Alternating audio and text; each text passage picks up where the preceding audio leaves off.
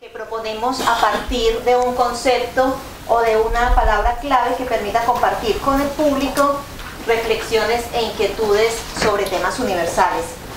En este formato lo que les proponemos a los invitados es charlar de forma libre y distendida, sin la intervención de ningún moderador. Se trata entonces de un diálogo que bien podría tener lugar en cualquier sala de estar. Esta sesión hace parte de las jornadas Fronteras y Derechos Humanos que se están llevando a cabo en Madrid y Barcelona, y es también una actividad paralela de la exposición Trama Centroamericana, una mirada colectiva a la migración, que actualmente se exhibe en la sede de Casa América Cataluña. Las jornadas Fronteras y Derechos Humanos son organizadas por la Fundación Santillana y por la UNAM España, Centro de Estudios Mexicanos en España de la Universidad Nacional Autónoma de México, y cuentan con la colaboración de esta casa. El tema que les hemos propuesto hoy a nuestros invitados es el de las fronteras. Las fronteras desde la óptica de la literatura, el arte y la filosofía, y un diálogo en una época fuertemente marcada por la intensificación de los desplazamientos humanos y la crisis de refugiados. Bueno, antes de presentarles a nuestros invitados, permítanme simplemente que les mencione las dos actividades de literatura que tendremos durante esta semana. Mañana, a esta misma hora, en este mismo espacio, estaremos con la escritora colombiana Laura Restrepo presentando su último libro, que tiene por título Pecado. Mañana a las 7 aquí. Y este sábado, día 9 de abril, vamos a repetir por sexta ocasión la ruta del boom literario. Es un recorrido que estamos haciendo por distintos espacios de Barcelona, espacios que frecuentaban los llamados escritores del boom. Esta actividad requiere inscripción previa, todavía hay plazas, entonces les invito a los que estén interesados en hacer la ruta del boom, que al finalizar la actividad se acerquen a la recepción de la casa para que puedan hacer su inscripción. Tiene un costo de 12 euros e incluye una consumición que hacemos en un lugar muy emblemático que frecuentaban los autores del boom. Yo no les voy a decir qué lugar, para que cuando hagan la ruta pues se descubra ahí en ese recorrido.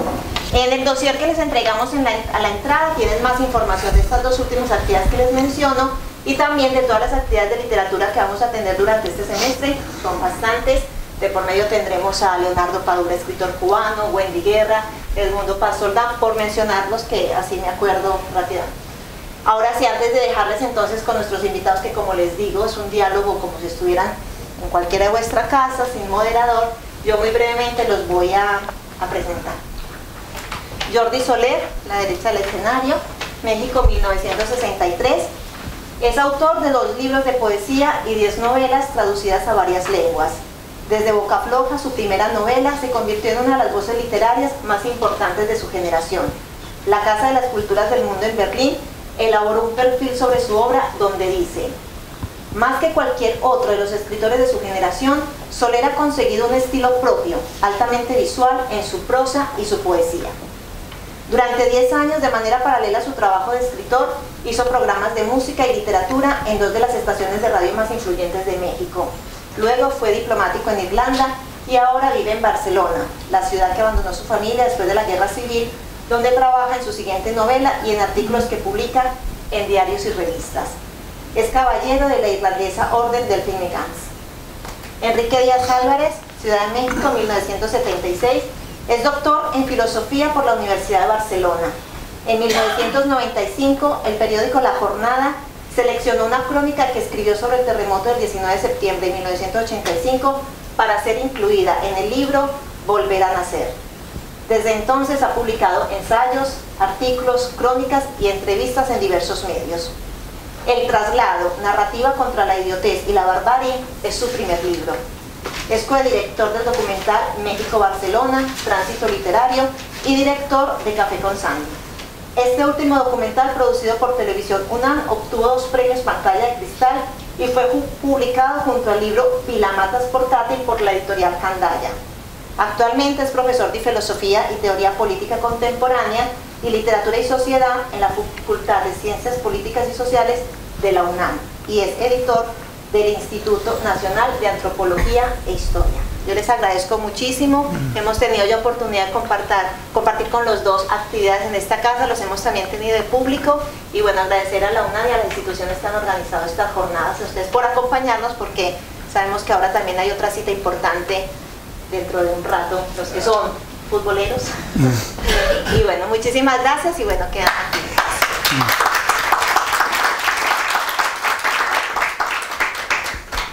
Es un problema esto de que no haya moderador, ¿no? No, sí. ¿Qué? A mí se me ocurría una línea de, ahora que estaba oyendo lo de la frontera, de Radio Futura, que dice: la vida en la frontera no espera, es todo lo que debes saber. Arrancamos. ¿No? Pues no está mal para arrancar Radio Futura. Es decir, la idea, yo empezaría como por lo obvio, ¿no? Que la frontera en sí es muy humana, ¿no? O sea, es una cuestión natural. O sea, uno mismo le da sentido a la vida y a su entorno y a lo que te rodea con las fronteras. O sea, la identidad es una frontera, al final de cuentas, ¿no? O sea, ser una esquizofrenia, no tener, digamos, una noción de lo que te separa de alguien más, o sea, las necesitamos ética y políticamente aún más, ¿no? Distinguir entre el bien y el mal, lo justo y lo injusto, digamos. La frontera per se no me parece que sea una cuestión de ahí. La otra cosa es que también hay que reconocer que siempre ha habido un deseo de cruzarlas, ¿no? O sea, Sí. y ahí es cuando entra un poco más en problemas, ¿no? O sea, tú piensas, no sé, este deseo de cruzarla, que puede haber desde peregrinos, de viajeros, siempre ha habido gente que se mueve y hay mil razones para moverse, ¿no?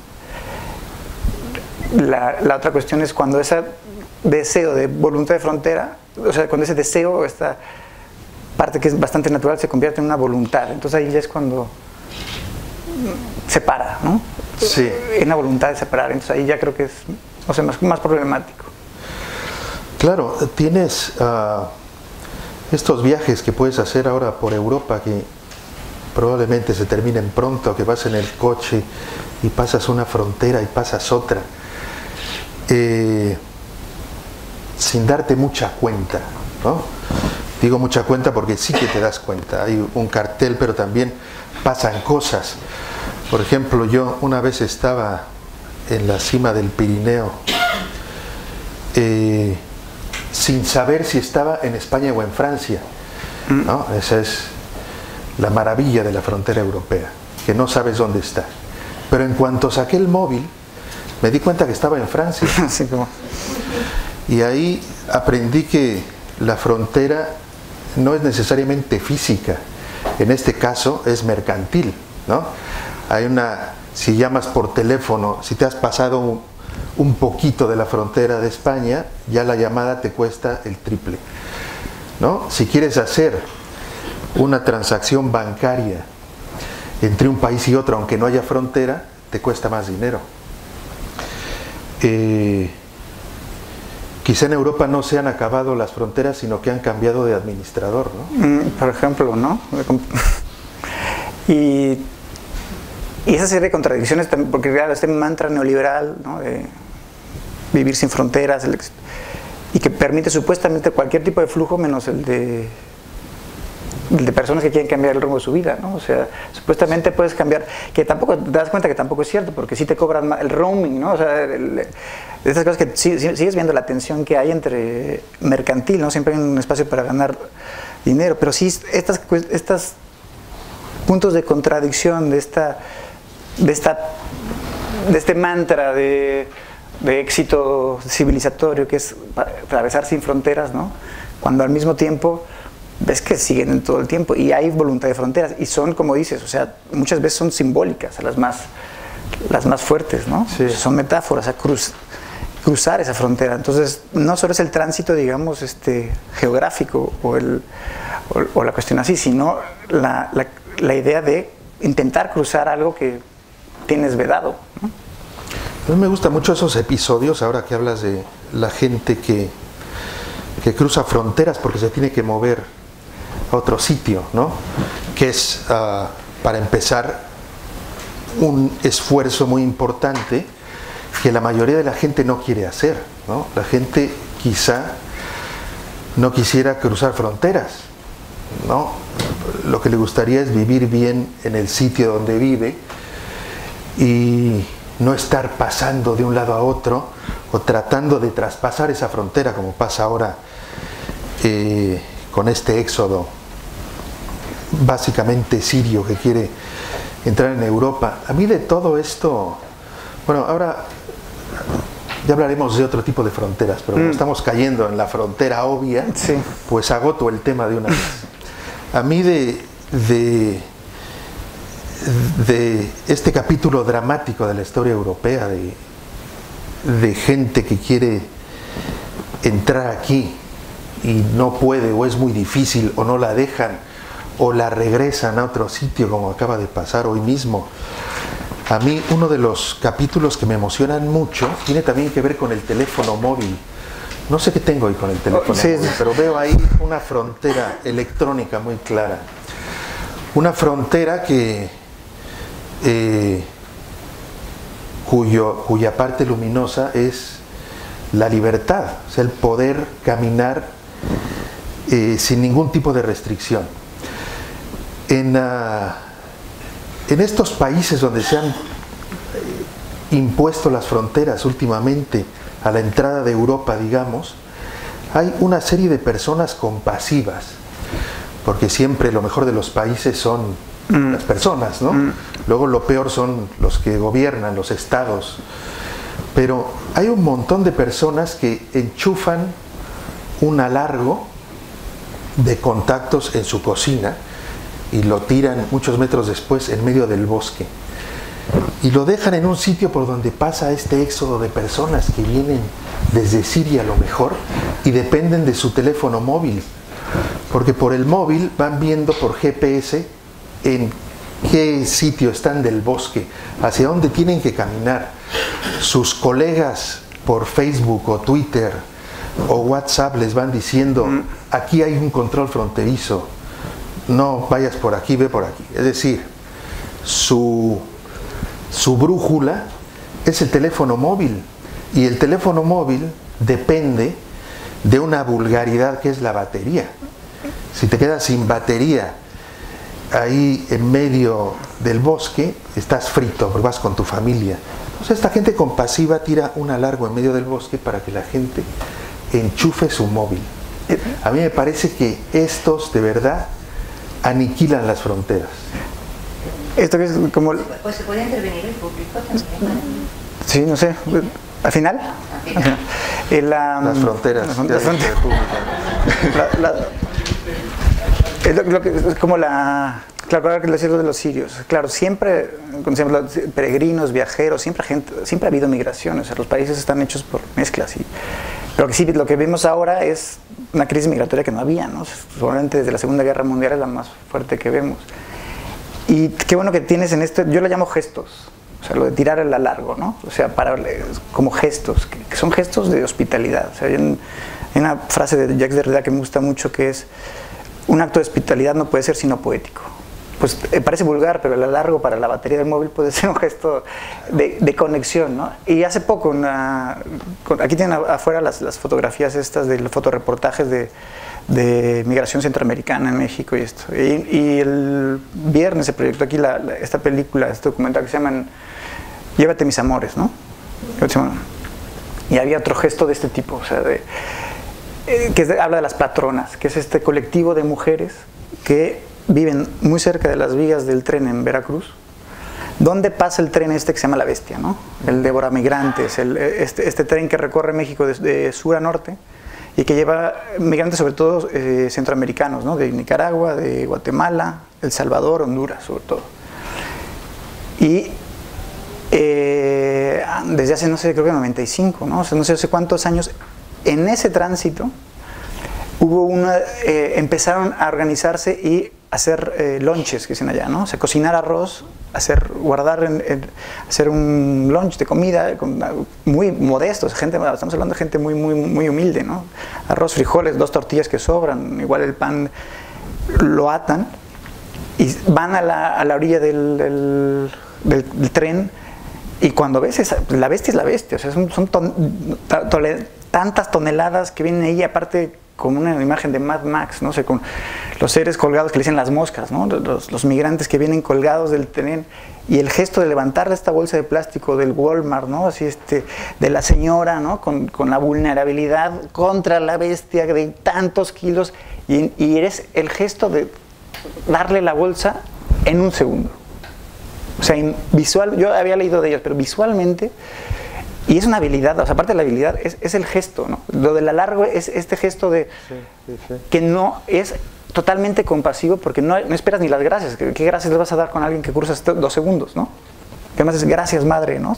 Y eso es un gesto, y entonces ahí sí creo, yo también creo que, así como el rayito de luz, aunque suena cursi, Esperanza, se dan estos gestos que son totalmente compasivos entre anónimos, sí, ¿no? Que no esperas nada a cambio más que es gente que sí se pone en el lugar del otro, o sea, ¿no? Y creo que esos gestos son los que recuperan, entre otras cosas, también la literatura, ¿no? O sea, las artes, ¿no? O sea, no es la grandilocuencia del imperativo kantiano, ¿no?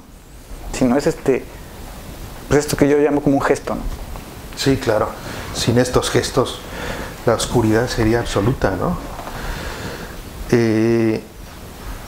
Ahora que hablabas de la bestia, yo acabo de estar en Guadalajara, por donde pasa, no sé si la bestia, pero un tren que va hacia la frontera, cargado de migrantes, y al que se quieren subir muchos habitantes de Guadalajara que quieren llegar a la frontera. Y el remedio de la municipalidad de Guadalajara para que no se suban los que quieren emigrar fue redoblar la velocidad del tren. De manera que ahora ya no se pueden subir, o los que se pueden subir salen despedidos, en fin. Es el antigesto. Toda esta gente que llega a la frontera, finalmente, vienen de Centroamérica o de México, pasan meses subiendo hasta la línea fronteriza, a veces se queda ahí. Yo una vez tuve una experiencia tremenda con un escritor tijuanense que se llama Luis Humberto Croswell. Buenísimo, sí. Un extraordinario escritor. Lo veo con frecuencia cuando voy a los veranos que voy a California, a San Diego, que está a 12 millas de la línea fronteriza. Una vez Croswell fue por mí a San Diego, pasamos con su automóvil que ya conocen en La Garita todos muy bien, a Tijuana, y nos pasamos una noche ahí en unos bares a los que acababa de llevar a Joaquín Sabina, y Joaquín Sabina se veía aterrorizado, ¿no? El hombre más salvaje de este país estaba totalmente acojonado en un bar de Tijuana donde había pistolas, que efectivamente las había. Yo estaba más acojonado que Sabina, por supuesto, y Croswell decía, no pasa nada. Bueno, pues después le pedí que fuéramos a ver el muro que acababan de construir o de remozar, porque siempre ha habido muro, pero acababan de implementar un espigón de metal que se metía hasta dentro del mar y ahí moría, sí, como un animal prehistórico. Era una especie de cola de dinosaurio que terminaba en el mar. Y estábamos ahí viendo la parte material de la frontera, que es una vulgaridad. Son unos pilotes de fierro que fácilmente puedes pasar, pero del otro lado hay vigilancia, en fin. Y mientras yo estaba viendo esto, me fijé que había a nuestro lado unos chicos, media docena de chicos mirando así al otro lado. Les pregunté, ¿qué hacen aquí? No, pues venimos desde El Salvador. Aquí nos dejó el que nos trajo y ahora estamos viendo cómo pasar. O sea, después de todas esas jornadas infernales, estaban ahí viendo cómo pasar. Y me acaban de decir eso cuando yo de pronto digo, ¿qué no es ese el edificio donde estoy hospedado? Y veo en la parte de arriba luz, y una luz de la televisión que es muy característica, donde imaginé a mis hijos del otro lado viendo la televisión. Y decía, bueno, ¿cómo puede una línea de esta vulgaridad separar los dos mundos? Sí, sí. ¿No? Estas imágenes son... Aquí también hay una muy famosa de Wolpers Photo, que eran, creo que en Melilla, ¿no? La de que están en el campo de golf. Sí. Que están trepados, ¿no? Que están trepados y aquí tirando un Verdi, ¿no? Que son, que sí, por eso sirve mucho. En esta cosa creo que los fotoreporteros, el documento gráfico es muy importante, tiene una dimensión incluso social, ética, ¿no? O sea, el evidenciar justamente estas contradicciones absurdas, este tipo de fronteras que son pues una cuestión de metros, ¿no? Y que separan a dos mundos de tal forma, ¿no? Bueno, tienes las murallas, como yo estaba pensando que conozco 3 de estas murallas y tengo la impresión de que hay un solo fabricante de los muros de concreto que hacen estas murallas, que son exactamente igual, son una especie de L de concreto. Palestina. Es la misma entre Israel y Palestina, es la que había en el muro de Berlín y es la que hay en Belfast. Son exactamente el mismo tipo de barrera. Hay un señor que se está haciendo rico con las fronteras.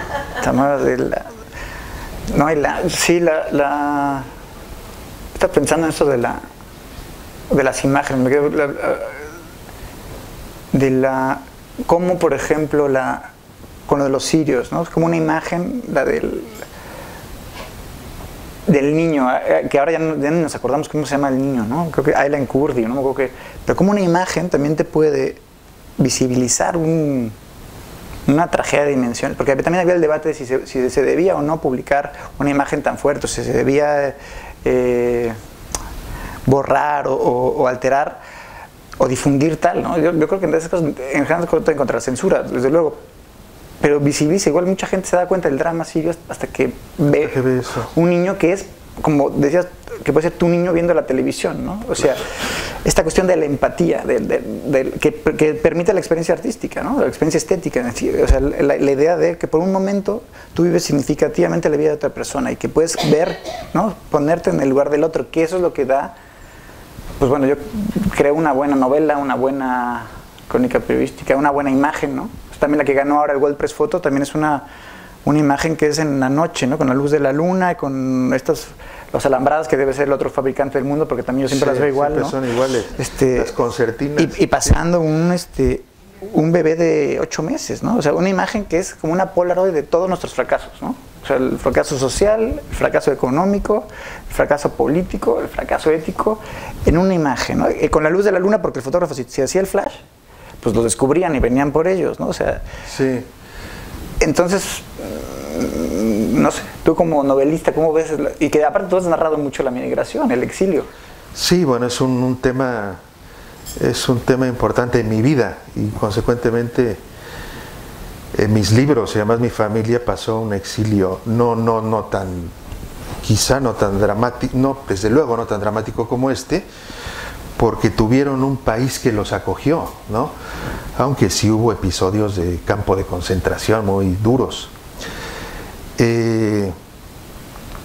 Y como te imaginarás, la gente que emigra a mí me produce pues siempre sentimientos encontrados, porque también me parece muy evidente que emigrando logras cosas que a lo mejor sin moverte del país donde estabas no hubieras logrado, ¿no? Por ejemplo, esto es muy claro en la emigración judía, ¿no?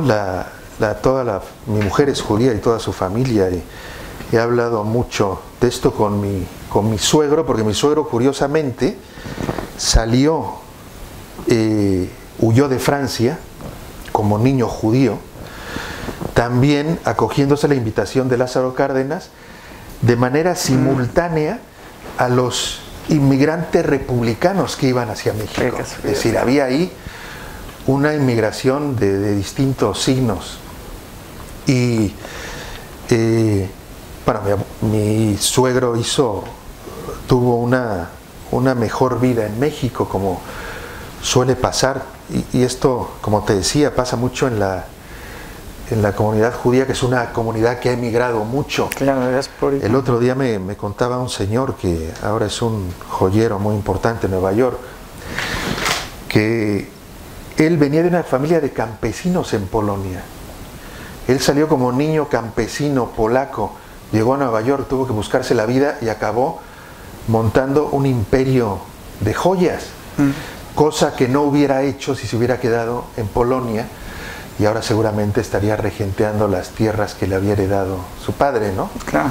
Es decir, en esta migración mirada de manera positiva, puede ser también una manera de buscarte una vida mejor, aunque desde luego que lo que estamos viendo ahora, que es bastante más masivo. Sí, pues hay muchas razones para migrar, y como que hay que ser precisos y intentar agotar las palabras, el lenguaje. Por eso también la literatura, o sea, nombrar las cosas, ¿no? Ver la complejidad que tiene. O sea, no todos los exilios tampoco son. O sea, la diferencia entre un inmigrante y un refugiado, un exilio voluntario y un voluntario. Hay mil formas. No, claro. Y los debates en este caso, como la precisión y tratar de descubrir todas las matices que hay en la voluntad de salir o en la necesidad de salir, ¿no? O sea, por ejemplo, ¿no? La distinción entre migrante y refugiado. El refugiado tiene que ver una connotación política, ¿no? Una persecución política.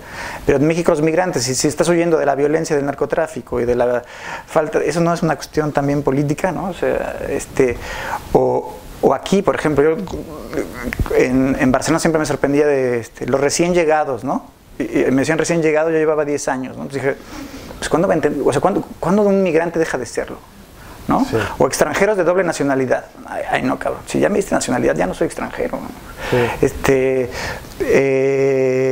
Mil cosas, o sea, o bueno, el debate que es de periódico, ¿no? El de inmigración ilegal, ¿no? O sea, como ya se matiza y no, o sea, inmigración irregular o sin papeles, ¿no? O que tienen razón de ser, más allá de que tampoco eran en el patetismo de lo políticamente correcto, pero precisar, ¿no? O sea, porque si hablas no hay persona ilegal por el simple hecho de ser persona, ¿no? Se criminaliza al migrante, ¿no? Y si criminalizas al migrante por una situación que puede ser administrativa, si tú quieres, que no tiene el papel, pero no ha cometido, o sea, no ha traspasado dinero a Panamá, ¿no? O sea,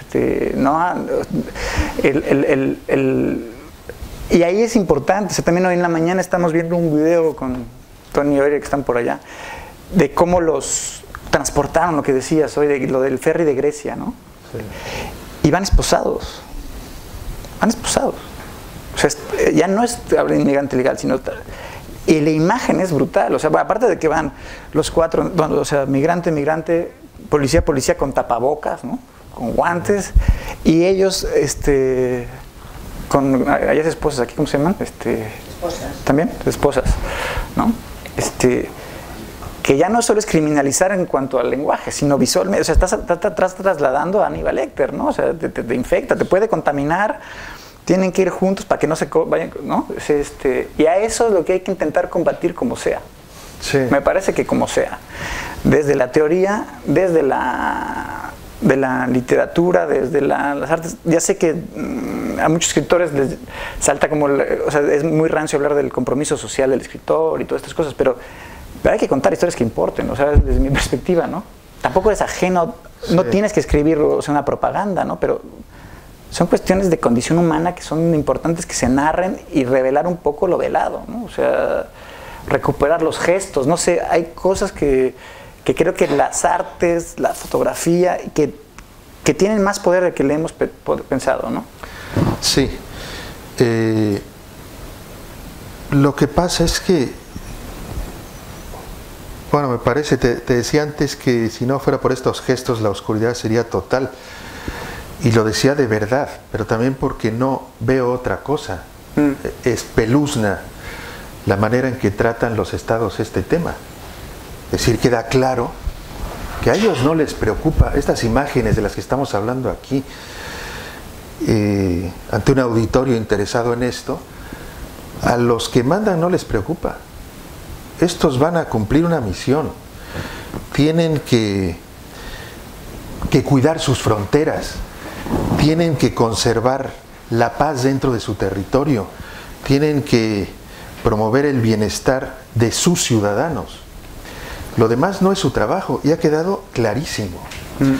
Quiero decir que tienes toda la razón. Hay que, lo que nos están las obras de arte los artículos profundos en los periódicos, las canciones que denuncian cosas. Todo esto es importantísimo y también es todo lo que hay. Es todo lo que hay. Los estados, evidentemente, no están interesados en resolver el problema. Están viendo de qué manera se deshacen de él, ¿no? Y es España ha recibido a 16 refugiados. A 16. ¿Qué me van a ser 20,000? 20,000, que ya era ridículo. Pues se han recibido 16. Hay una iniciativa del Ayuntamiento de Barcelona de recibir a más personas que el Estado no acepta. Hay una voluntad de resolverlo rápidamente, ¿no? Ya tienen ellos otro tipo de problemas. Esta imagen del niño tremenda, que por supuesto que a nosotros por descontado nos hizo ver eso, pero que ya lo estábamos viendo, pero también a mucha gente, incluso el artista chino Al Weiwei se fue a tirar ahí igual que el niño. Todo eso es importantísimo y también es todo lo que hay. Sí, es modesto, ¿no? Pero porque también dices, bueno, es todo lo que hay. Una novela de Amos no va a resolver el conflicto árabe-israelí, en México no se va a hacer bueno al narco, ¿no? O sea, pero sí que creo que crea las condiciones para que te sigan espantando estas cosas, pues, ¿no? Sí. O sea, es mínimo, es muy modesto, pero es el espacio como para levantar la guardia y no caer en esa anestesia de dejar pasar estas cosas que se dejan pasar, ¿no? O sea, que la indiferencia, porque después de la imagen del niño sirio a continuación, Rosberg ganó el Gran Premio de Italia, ¿no? Por supuesto. Entonces es una desensibilización que es muy, ¿no? Es como, es la banalización y que es muy rápido, pues. En cambio, la narrativa sí se tiene un poco más, o sea, un artículo de fondo o un reportaje, estos reportajes, no es el que el fotógrafo estuvo ahí, tiró no sé qué y se fue, los fueron acompañando, porque no creas un vínculo, no transmite lo que transmiten, sino es que van en viaje con ellos. Y esto lo hacen muchos periodistas en México, que son los que realmente se juegan porque en México, o sea, ser periodista yo creo que es más peligroso que ser, ¿cómo se llama?, domador de leones. O sea, es un ejercicio de alto riesgo, ¿no? O sea, se juegan la vida, ¿no? Y acompañan el viaje.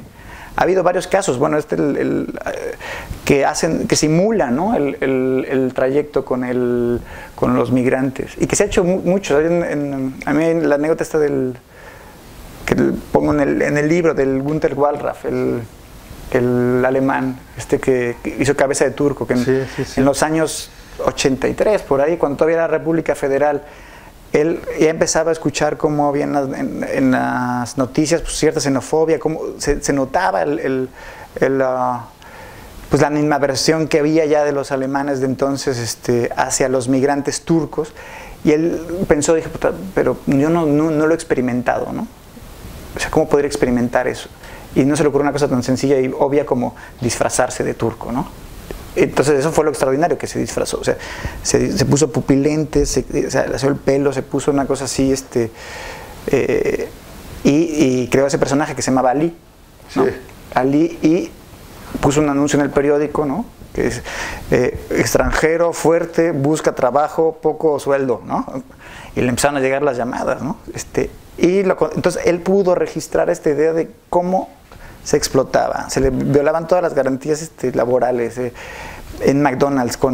Ahí al final tuvo que parar el experimento porque si lo seguía, lo habían mandado a limpiar una cosa nuclear que le causaría la muerte, ¿no? Y decía el Wallraff, ¿no?, lo que me sorprendió, ¿no?, no solo fue el trato vejatorio, o sea, en un momento que estaba en el bar, estaban comiendo en el bar, hay un asalto, que eran dos tipos rubios, ¿no? Se van así, y llega la policía y dicen, él, ¿no? Dice, pero todo el mundo aquí vio que eran dos rubios y y se lo llevan ahí al moreno, ¿no? Y no solo me sorprende eso, sino me sorprende que nadie me descubrió en un año que yo no era turco, ¿no? O sea, el único que sospechó fue un turco, ¿no? Que dijo, ¿por qué? Porque nadie lo veía en realidad, ¿no? O sea, nadie se preguntó quién era Ali, porque cualquier hombre lo hubiera visto rápidamente. O sea, si prestaras atención, o sea, porque sí lo ves, o sea, si vean las fotos, es casi clown, dices, ¿cómo no lo descubrió nadie en un año, no? O sea, pero porque nadie, dice, me tuve que poner la máscara para descubrir la verdad. Y cuando lo hace, cambia, o sea, el libro está en 30 idiomas y no sé cuántas ediciones, y cambió leyes inmediatamente sobre la inmigración en Alemania. O sea, tuvo un ejercicio que era periodístico como acompañar la bestia, tuvo al final la consecuencia de tipo jurídica. O sea, por eso yo sí creo en el... O sea, no es totalmente ingenuo, ya sé que puede sonar romántico, pero yo sí creo que estos gestos y estas cuestiones de que dices qué es lo que hay, sigue siendo importante. Aunque sea modesto, digamos, irreemplazable, y es el papel o el espacio de la poética, de la literatura, del arte, que es modesto, pero tiene que estar ahí, yo creo. No, por supuesto. Yo estoy contigo. ¿Ah, sí? Como sabes. Lo que pasa es que es un poco desconcertante lo que sucede en otros ámbitos, ¿no? Sí, ¿no? A mí me parece...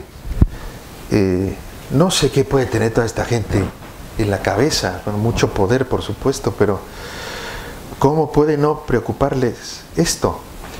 Esto me parece un poco monstruoso, ¿no? Hay una voluntad de no ocuparse de esto, como decía. Y de no como explorar, ¿verdad? O sea, como la condición del migrante, o sea, como o sea, jurídicamente sí hay gente que lo ve como, bueno, como para no parecer ingenuo, ¿no? O sea, ¿cómo haces que al migrante hacerle o sea, jurídicamente darle un estatuto de ciudadano? O sea, se puede, por ejemplo, hay gente que lo ve, juristas que sí hacen filosofía del derecho, que incluso rastrean la posibilidad de que esta gente, o sea con poder ver, por ejemplo, transferir la ciudadanía de la nacionalidad a la residencia, es decir, que seas de ahí por el hecho de habitar la ciudad, ¿no? O sea, recuperar la idea de ciudadano de quien habita la ciudad, no el que nació en ella, ¿no? O sea, habría cosas que con voluntad supongo que se podrían plantear, ¿no? O sea, hoy en día, no sé, a mí me escandaliza pensar que las mujeres, bueno, en México en 52 tuvieron el derecho a voto, ¿no? Ya no me acuerdo en España cuándo fue, pero el tiempo histórico es ayer, ¿no? Yo quiero pensar que en algún momento nos va a causar estupor esto, ¿no? Que la cantidad de apátridas, de gente que está ahí de nuevo en un campo de concentración, ¿no? ¿O no? ¿O no? Porque la humanidad se acostumbra a todo. Yo de pronto pienso que a lo mejor nos estamos sobrevaluando. Hay una idea de que las personas de buena voluntad se preocupan por lo que le pasa a la gente de alrededor, pero luego vas viendo que pasan cosas que te indican lo contrario, ¿no? Por ejemplo, los atentados terroristas que importan, pues son los que pasan aquí al lado, ¿no? Los pobres africanos y esto están todo el tiempo machacados con peores atentados y no importan porque no salen en las páginas de los periódicos. Es decir, a lo mejor creemos que somos muy compasivos, pero no es verdad. A lo mejor no es verdad. Sino que vidas merecen la pena ser lloradas, ¿no? O sea, hay una filósofa a mí que me gusta mucho, que es Judith Butler, que habla de esto, ¿no? Que hay una escala de duelos, ¿no? O sea, ¿cuántos israelíes tienen que morir o sea, cuántos palestinos tienen que morir para que un israelí, cuántos mexicanos tienen que morir para que uno, y cuántos centroamericanos tienen que morir? O sea, que se vive diferencialmente el duelo, ¿no? O sea, no se lloran las personas. Entonces ella dice, claro, una vida que no es llorada es una vida que en realidad nunca existió, o sea, que nunca vivió. Por eso es muy importante que haya un obituario. Si tú no rescatas la historia de una persona, es como si no hubiera existido. Sí. Y esto me parece muy potente. Y esto es lo que empodera muchas cosas del arte, ¿no? Porque tú haces el obituario, ¿no? O sea,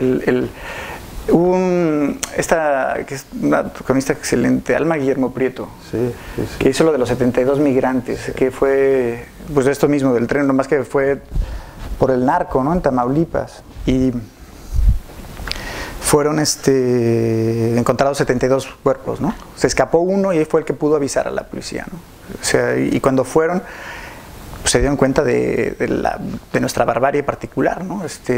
Y ese fue como un golpe bajo de nuestra indiferencia, ¿no? O sea, porque nosotros estamos muy conscientes de nuestros migrantes, ¿no? Nos indigna mucho Trump, ¿no? Pues evidentemente, y hay que estar con la guardia arriba, o sea, es muy importante, porque ya dejó de ser un buen chiste, ¿no? O sea, el tipo está encabezando la lista de los republicanos, ¿no?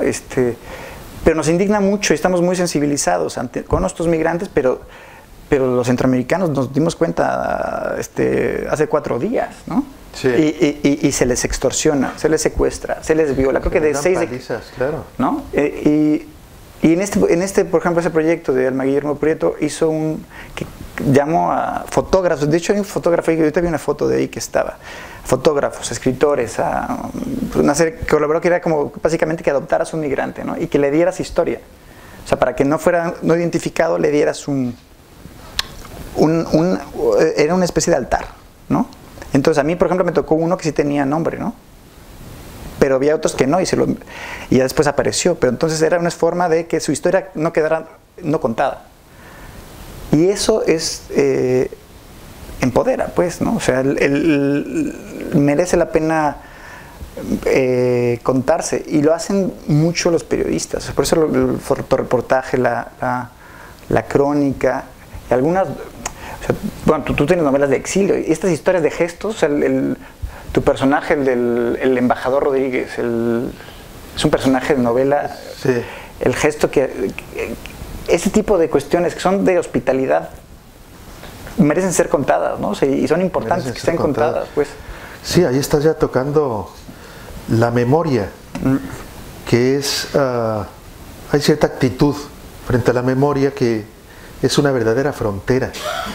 Yo creo que en el siglo XXI, que es la cotidianidad nuestra,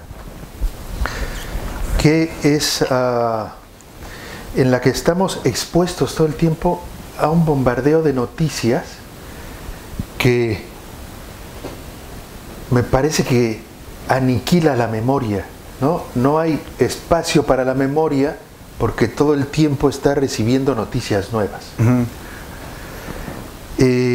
Porque ya hay donde guardarla, ¿no? Claro, porque ya hay donde guardarla. Tienes un USB que tiene más memoria que tú, por otra parte.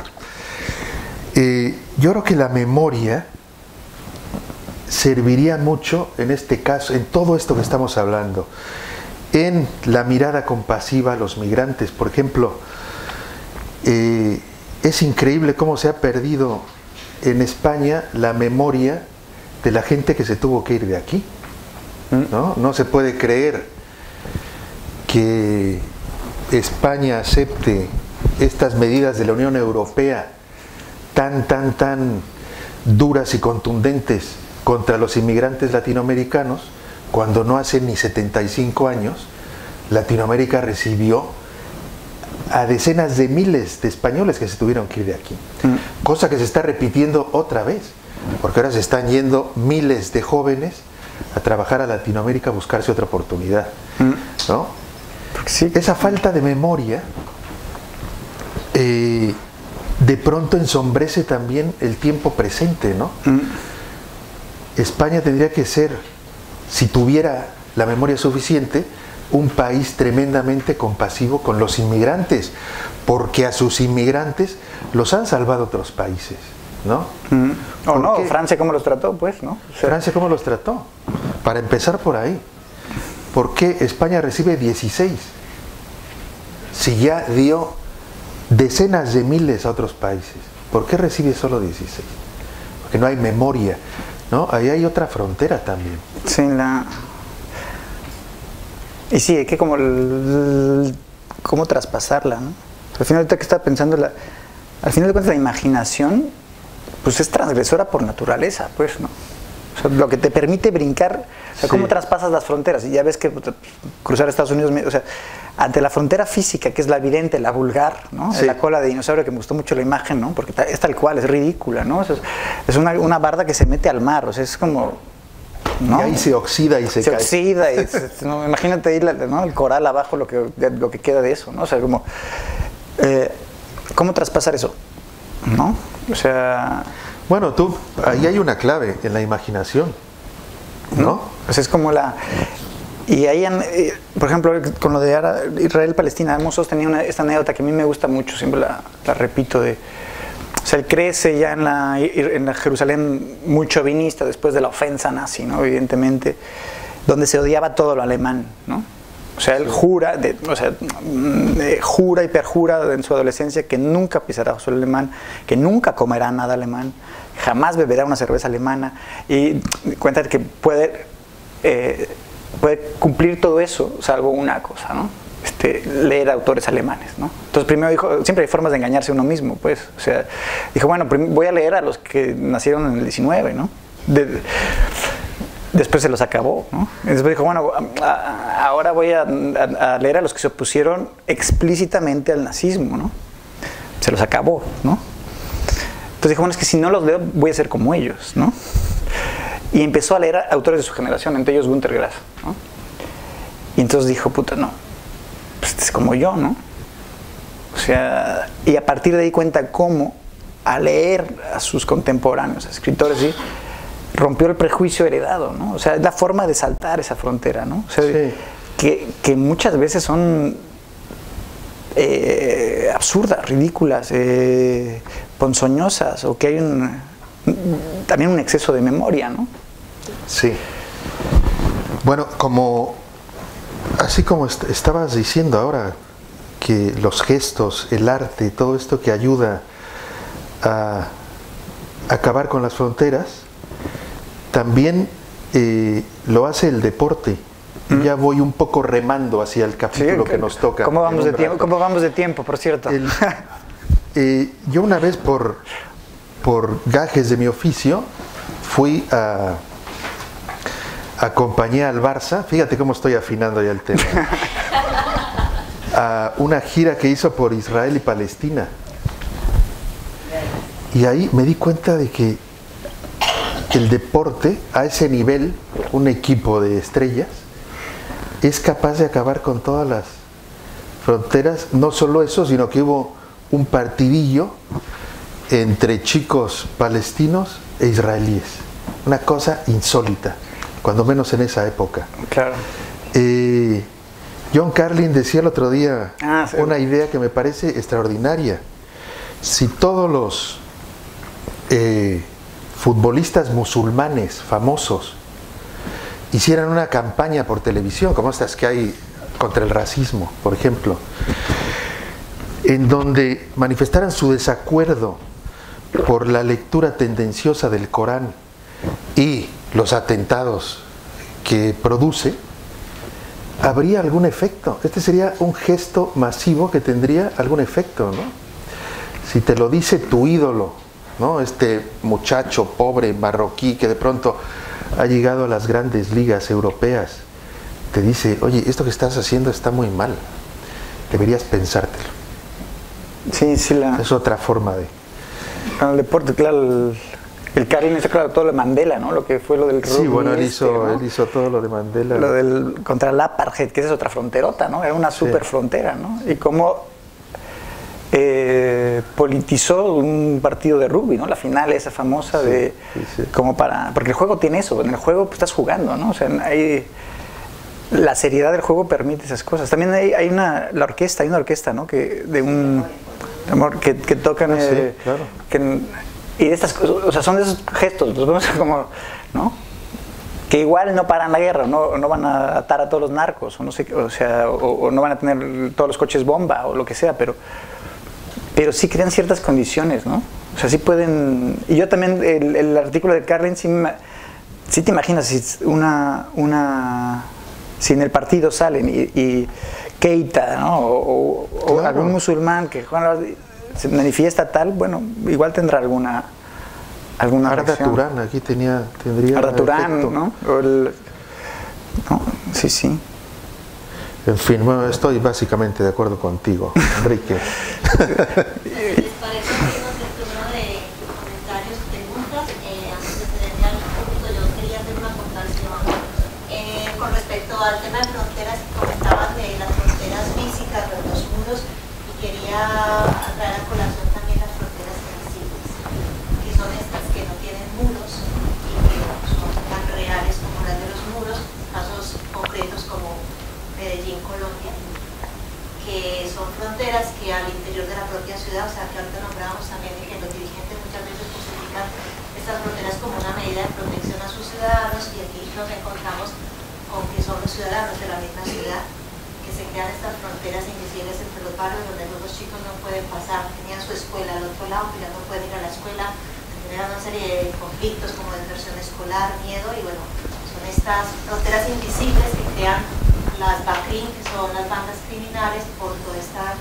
guerra y esta lucha en el tema del microtráfico de droga. Entonces simplemente quería traer también a colación, no personalmente porque es mi ciudad, pero lo de las fronteras invisibles está generando también tantas muertes al interior de los barrios y de las ciudades. Y bueno, no sé, por acá. Yo quería un par de cositas. Hola, yo creo que sin el micro ya nos oímos, ¿no? No sé atrás. Por atrás, ¿no? Hola, hola. Bueno, yo quería apuntar dos cosas, a tenor de lo que has dicho, Enrique, que me han parecido sumamente interesante. En el primer momento has hablado de que la frontera era algo consustancial al hombre. Aquí quiero recordar, porque me parece que merece la pena, a Eugenio Trías y su amplísimo estudio sobre la frontera y sobre el límite, que incide en lo que acabas de decir y va un poquito más allá. Para Eugenio Trías, el hombre mismo es un ser fronterizo. Es un ser fronterizo en su naturaleza entre dos cosas. Para él, entre la espiritualidad, o como si dijéramos lo trans que hay de la mortalidad del hombre, de la fisicidad del hombre y su naturaleza física. Y yo creo que en esa esencia, por así decirlo, de esa misma esencia es de la que se deriva después toda esa otra fronteridad, como si dijéramos, más extendida. Yo fui alumna de Eugenio muchos años y conozco bien su obra y creo que merece la pena incidir en esto. Y luego un segundo punto que quería hacer constar, a tenor de esto, para Eugenio, por ejemplo, y como tú muy bien has dicho, la frontera es lo que separa lo propio de lo extraño, ¿no? Y Eugenio incidió muchísimo en que la frontera es válida en tanto que tiene dos caras, una cara A y una cara B. Claro, obviamente, si no tuviera esos dos caras ya no sería frontera. Yo creo que últimamente se está dando, y me vais a disculpar porque obviamente no en mi ánimo ni en mi discurso está el ser sospechosa de conservadurismo ni nada de todo esto, pero se está dando una lectura excesivamente políticamente correcta a la inmigración, a los asaltos, a todas estas cosas, porque vamos a pensar por un momento en que las personas o las sociedades que están en el otro lado de la frontera también tienen necesidad de protección, como tú has dicho ahora, y de eso, de protección y de defensa, que es una de las funciones de la frontera. Entonces, negar que el problema que hay en las fronteras, que existe un problema, pero que ese problema es intrínseco y es muy difícil de solucionar y que quizá incluso no tiene que ser solucionado, sino manejado, tratado, trabajado, porque si no, nos cargaríamos las fronteras todas de un plumazo, y eso no puede ser, sencillamente no puede ser. Quiero decir, hay que luchar, a mi modo de ver, contra cierto pensamiento de lo políticamente correcto que es esto. Sí. Y en este sentido, ahora aludiré ya y ya acabo a lo que acaba de decir Soler, en el sentido de que quizá hay que hacer pensar a los otros, etcétera, etcétera. Y a lo que tú has dicho antes de la imagen del niño este turco, el eludino, como se llame. Muchísimas críticas de la prensa incidieron en el hecho de que esta imagen había estado en los medios y había estado en los medios sociales, en las charchas, en todas partes, 2 días. O sea, al tercer o cuarto día, la imagen de este niño había pasado ya sin pena ni gloria. Y tú también lo has dicho, que ciertamente después viene el discurso deportivo y hay una banalización de esa imagen, ¿no? O sea, obviamente es necesario que todo esto siga, pero eso tampoco es tan sumamente importante.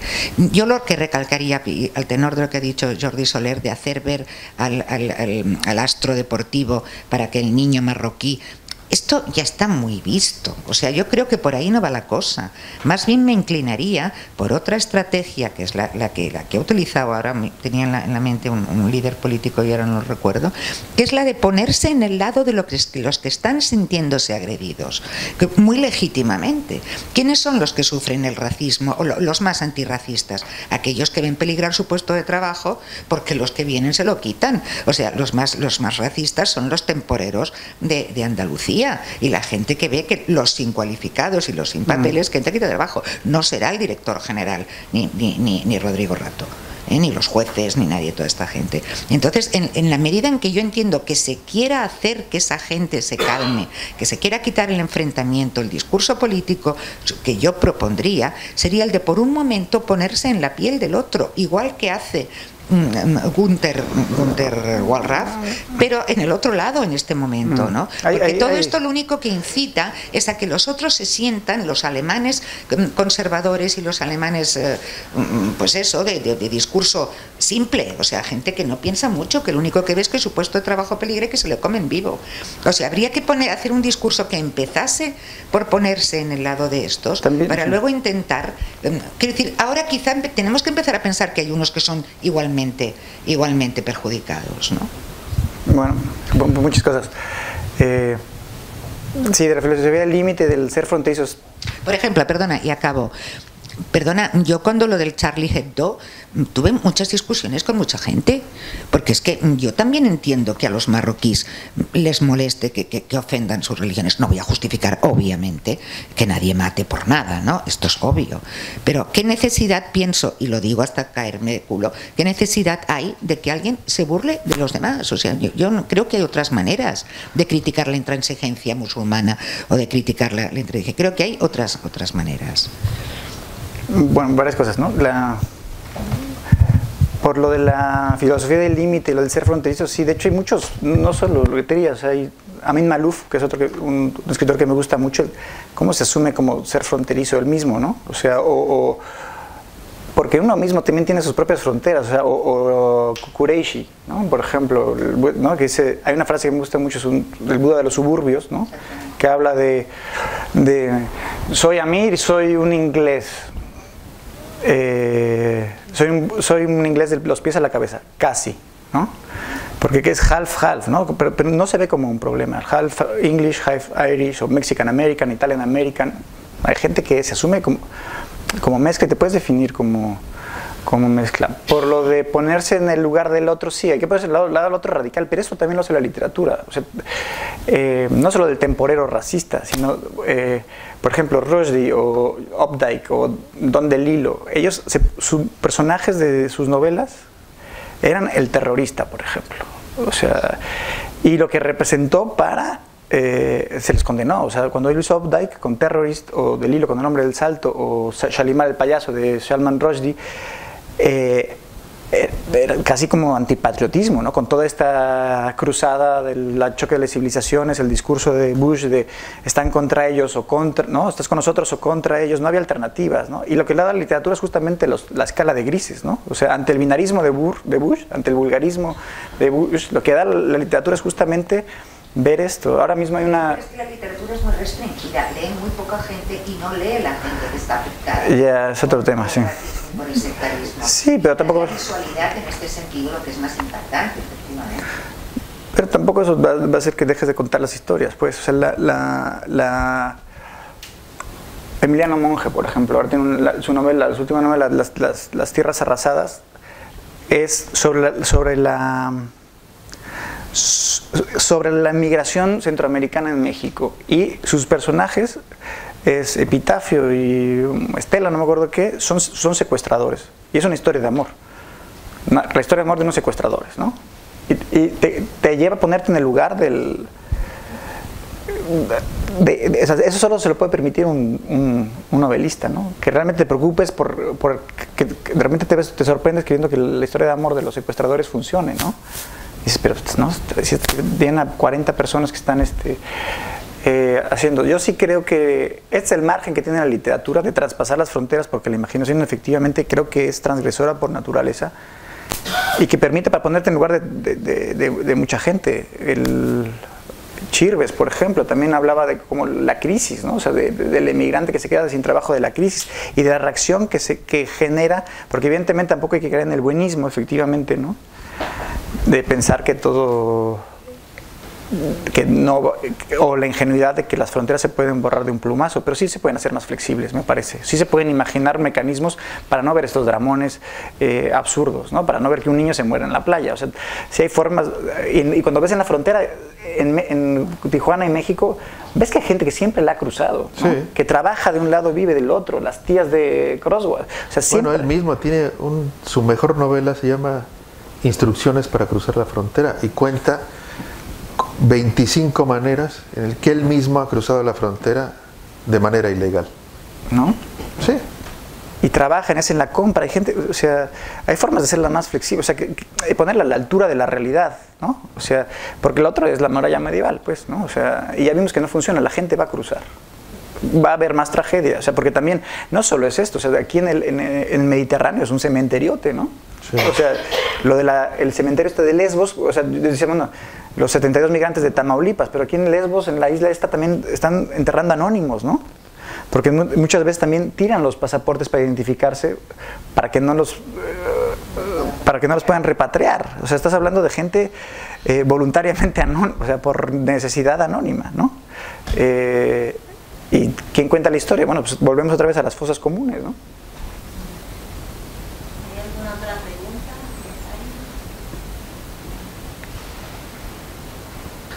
Pues entonces, creo que sí que hay.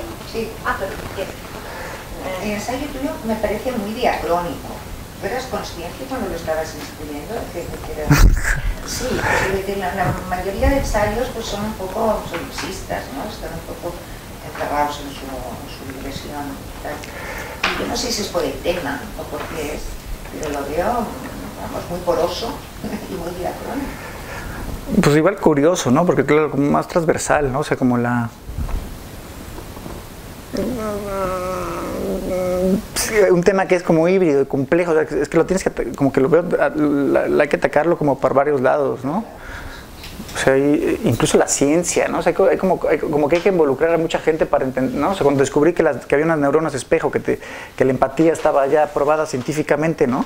Y ¿por qué no nos educar, no? O sea, si ya está probado que tú puedes ponerte en el lugar del otro y que tiene una reacción física, que tú estás capacitado, o sea, genéticamente, ¿no? Quiere decir, para empezar, que hay una condición humana común. Porque si tu neurona se prende, o sea, solo hace falta ver que el camarero te ponga una cerveza para que tu cerebro lo experimente a través del gesto de él, o sea, lo siente. Porque descubrieron que la neurona se prende de igual forma si lo haces tú que si te lo ponen. O sea, reconoces el movimiento del otro, aprendes, imitas el movimiento del otro. Si estamos preparados como somos seres empáticos, pues se le pusieron las células de Dalai Lama, no sé qué. Bueno, pues explotémoslo, ¿no? O sea, si la extrema derecha manipula todos los sentimientos a la xenofobia, el racismo, ¿no?